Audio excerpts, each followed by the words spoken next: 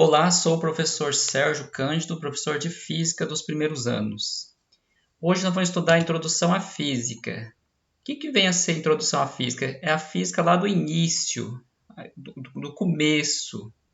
Então, vocês estudaram lá no nono ano a parte da física, mas em cima da ciência, que é a parte da química, física e biologia. Então, aqui, já para o ensino médio, a gente já separa física, biologia e química. Então, nós vamos começar com a introdução à física, ok?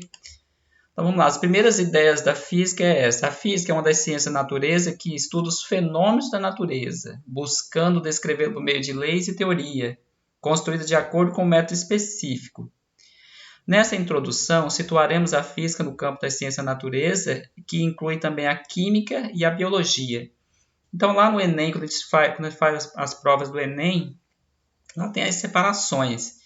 E uma das separações são ciência da natureza, que inclui a física, a química e a biologia. Então, isso aí é o campo das ciências da natureza. A física, ela busca com rigor conceitual para descrever os seus objetos de estudo, que abrange desde o extremamente pequeno, um átomo, uma partícula, coisas minúsculas, até o extremamente vasto, que é o universo, estrelas, buracos negros e outros mais. Para buscar esse rigor, o uso da matemática, devido à sua estrutura lógica, se faz necessário para expressar os conceitos teóricos, as teorias da física. Então, as teorias não só basta ter teoria, tem que ter os cálculos também.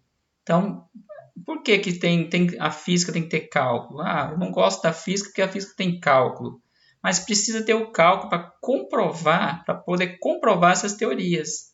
Porque antigamente eles construíam as coisas, mas não tinha uma coisa lógica, não tinha um cálculo para poder comprovar aquilo ali. Aí veio-se a matemática para poder comprovar essas teorias da física. Física, ciência da natureza. As ciências da natureza, elas são um campo de conhecimento que busca compreender os fenômenos da natureza, prever quando e como eles vão acontecer e também descobrir meio de controlar algum deles, com o objetivo de evitar desastre e melhorar a qualidade de vida das pessoas. Então aqui, com a poluição que aconteceu, enchente, né?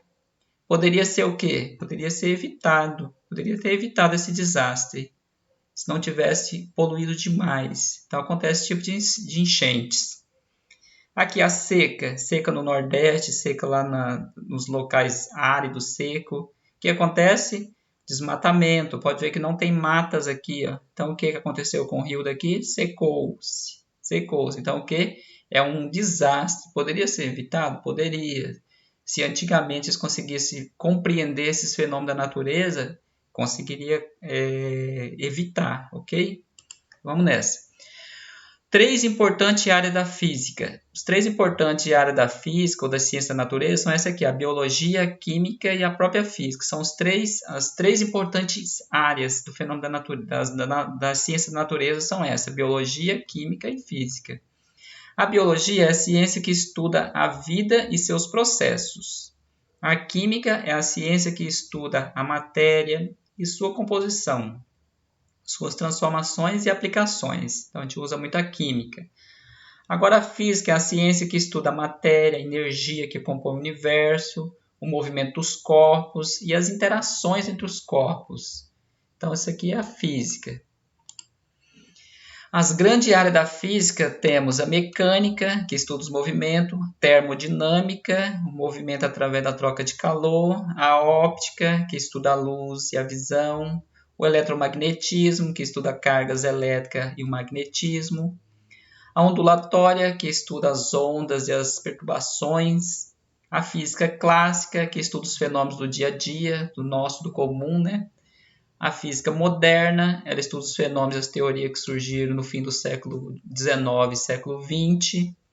Temos também a mecânica quântica, esse aqui ela estuda os fenômenos que ocorrem em escalas atômicas e subatômicas. Aqui são as mais clássicas, as melhores que tem é a física quântica, que hoje a gente consegue ver elas nesses filmes, né, de ficção científica, a gente consegue muito ver essa mecânica quântica, física quântica e até mesmo a física moderna, a gente consegue ver nesses filmes aí de ficção científica.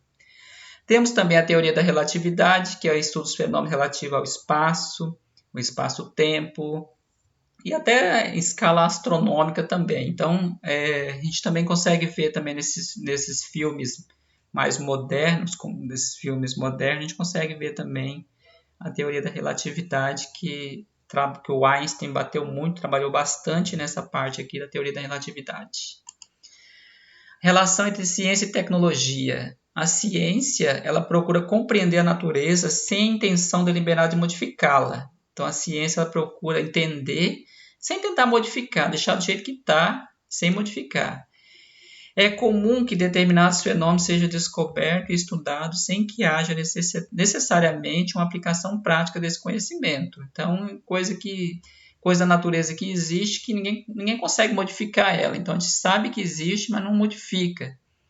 Nem caso dos raios mesmo, a gente consegue ver os raios, consegue ver o relâmpago, consegue compreender o trovão, mas a gente não consegue modificar, não consegue pegar ele para armazenar aquela energia. Então são ciências, são coisas da natureza, são fenômenos naturais que a gente não consegue modificar eles. A gente consegue compreender eles, mas não consegue modificá-los. A tecnologia, embora tenha muitas definições, ela pode ser entendida como uma aplicação dos conhecimentos científicos no desenvolvimento e aprimoramento das ferramentas, instrumentos e procedimentos. Então a tecnologia já veio aí para ajudar a gente, né? Nós mesmo temos televisão, temos celulares, temos internet, então esses são frutos da tecnologia. Coisas que descobriram lá na ciência e conseguiram transformar em algo tecnológico para a gente, a nosso favor. E pode ser também a nosso favor, e vamos estudar daqui a pouco algumas coisas que pode ser que seja ruim para a gente também, ok? São produtos da tecnologia aqui, ó, que eu falei para vocês: o trem, o ônibus, o avião, equipamentos para diagnóstico de tratamentos médicos, computadores, celulares, internet e outros, né? O trem, aqui equipamentos médicos, celular, internet, tudo são coisas boas, né? Coisa tecnologia que vieram para nosso favor e vieram para ajudar a gente. A tecnologia utiliza conhecimento científico de diversas áreas. Por exemplo, a tecnologia agrícola ela depende do conhecimento da biologia, da química, da agronomia, ao passo que a informática se desenvolveu com base em conhecimento da física e da matemática. Então, a informática está aqui, a matemática está inclusa nesses artefatos aqui, ok? Ciência, tecnologia e ética. O que vem a ser isso? Em benefício e prejuízo. Os benefícios, eles são os facilitadores da nossa vida, né? Nossa vida diária. São celular, internet, carro, avião, bicicleta, ventilador. O que mais que nós temos lá em casa? Liquidificador. Coisas boas, né? Coisa facilitadora, coisa que facilita a gente. Então, a tecnologia como benefício, né? Agora, a tecnologia como prejuízo. Contribui para a poluição e o aquecimento global. Exemplo, o carro. O carro ele contribui, né, para a poluição, a queima de combustível libera gases, o efeito estufa, né, o aquecimento global e assim por diante. Então, a ciência ela ajuda, mas também pode ser que prejudique, né? Temos que procurar melhorar essa tecnologia para poder diminuir um pouco essa poluição, os efeitos estufa. Direitos e deveres, ética e moral. Por que estamos estudando ética e moral? Por causa disso aqui, ó. A ética é um sinônimo de decência, é a capacidade de viver bem com o outro. Então, a pessoa ser decente, ser ético, é bom. Por que eu falo isso? Porque, imagina, você é um mecânico, na hora que você chega na sua mecânica, o cara leva um carro para você arrumar, você viu que tinha uma peça só frouxa, você foi lá, apertou o parafuso, depois você vem e fala para o cliente, não, teve que trocar isso e aquilo outro. Ficou em 5 mil reais. E você foi lá e apenas apertou um pequeno parafusinho. Isso não foi ético, não foi decente. Então foi falta de ética. Para você viver bem com o outro, você tem que fazer umas coisas com decência. Fazer a coisa certa e correta. Isso é ético para a gente, ok? Moral. é variável, pois pode mudar de uma época ou de uma cultura, de cada povo. Exemplo, a poligamia e a monogamia. Então, o que é ético, o que é moral aqui para a gente aqui? A poligamia, aqui no Brasil a gente não pode casar com várias, um homem não pode casar com várias mulheres. E nem uma mulher não pode casar com vários homens. Isso aí seria o quê? Seria imoral aqui no nosso país, porque o nosso país aqui, como a moral depende da cultura, depende de cada povo, então aqui não funciona para a gente a poligamia, e sim a monogamia. Você tem que casar, um homem tem que casar com uma única mulher, e não pode ser vários. E as pessoas de outros sexos opostos aí também, tem que haver apenas um casal, não pode ser vários. Então a poligamia não cabe aqui no nosso país. Então, se acontecer a poligamia aqui no nosso país, no Brasil, é imoral. Ela pode ser moral em outro país, para fora, aí onde que uma pessoa pode casar com vários, aí sim, onde que tem a poligamia. Mas aqui no nosso país é chamado de monogamia. Isso é moral para nós, a monogamia. A poligamia é imoral no nosso país, ok? Só para vocês entenderem. Religião na sociedade, o dogmatismo, né, e o ceticismo. Os dogmatismo é a atitude de quem se recusa a criticar suas próprias crenças, ou seja, a pessoa não pode criticar, ele se recusa a criticar a sua própria crença. Para ele tem aquele foco e o foco é fechado naquilo mesmo. Agora, o ceticismo é a crítica de que leva à convicção de que não se pode crer em nada que seja metafísico ou religioso. Por que eu estou falando isso? Já que a gente está trabalhando com a física, por que a gente tem que falar sobre dogmatismo e ceticismo? É porque antigamente a gente falava muito que os físicos eles não acreditavam muito não acreditavam muito assim de que o mundo foi feito por Deus. Ah, Deus não fez o mundo surgiu disso, daquilo outro. Então, isso aí é ser cético, você não acreditar que Deus fez tudo. Mas para mim, no meu consentimento, eu acho que Deus fez tudo. Deus é o criador de tudo, tudo isso. E a física foi só aperfeiçoando, foi só trabalhando e estudando esses meios de como que Deus fez isso. Deus é o criador do universo, ou até do multiverso. Ele pode estar por trás de todo esse multiverso. Ideia de modelo. O modelo é um conjunto de hipóteses, leis e propriedades, geralmente obtida por meio de experimentos. Um modelo indica uma aproximação da realidade. O que é um modelo? Aqui, um modelo. O modelo é uma coisa pequenininha que representa um todo, né? Ah, quero comprar um carro. Você tem algum modelo? Tenho. Aí a pessoa vem com um catálogozinho, traz um catálogo e fala assim, não, vem cá. Tá aqui, ó, tem esse modelo aqui para você, tá? Tem esse modelo, tem esse modelo. Então, o modelo, ele é uma aproximação da realidade. Você traz uma coisa pequenininha, que é o protótipo, que a gente fala, protótipo, e dali você consegue criar uma outra coisa grande. E o universo aqui foi a mesma coisa. Foi trazido pequenininho, aqui no modelo pequeno, que a gente chama de modelo. Aí quando a gente vê na realidade, ele é vasto, gigante, grande. Inclusive o Sol, a gente vê mesmo, o Sol é muito grande, é enorme em relação à Terra. Os métodos científicos. O conhecimento científico é construído com base em um conjunto de métodos e procedimentos pré-definidos. Eles são 4.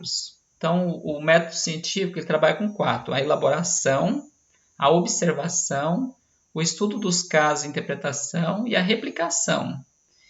Então, eu trouxe esse infográfico aqui só para a gente tentar visualizar de uma outra forma.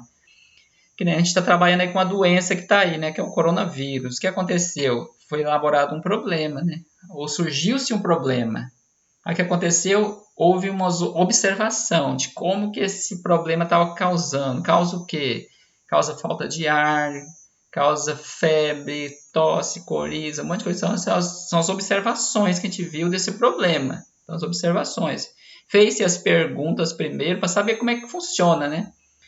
Depois fizeram os experimentos. Que tipo de experimento? Foi feito primeiro experimento em animais, que geralmente não faz diretamente no ser humano, porque vai que não dá certo e a pessoa acaba não resistindo. Então, as vacinas são feitas não para ser aplicadas diretamente no ser humano. Primeiro é feito um experimento primeiro, um teste em outros animais primeiro. Houve-se as hipóteses, né, que é a parte aqui da interpretação desses estudos. Primeiro se faz o experimento, depois interpreta ele, né, para ver se deu alguma coisa errada, houve alguma reação. Então, as vacinas também trabalham nesses métodos científicos aqui também. Depois que tiver tudo pronto, deu tudo certo, aí há uma replicação. O que é uma replicação? Você fazer várias doses, né? Fazer várias doses e distribuir. Então, se a gente tiver uma ideia, os métodos científicos estão em tudo, estão presentes em tudo. Primeiro acontece uma elaboração, observa-se os fatos, faz o experimento, faz o estudo e interpretação para ver se deu algum erro, alguma reação. Depois faz uma replicação, replica, faz várias cópias, vários modelos, aí depois faz as distribuições. Então é isso, pessoal. Depois, mais para frente, a gente vai ter mais estudo como esses, tá? E bons estudos para vocês. Vou passar algumas atividadezinhas lá no Classroom, aí vocês fazem lá, tá? Beleza? Obrigado, tenham um bom dia, boa tarde, uma boa noite para vocês. Fique com Deus.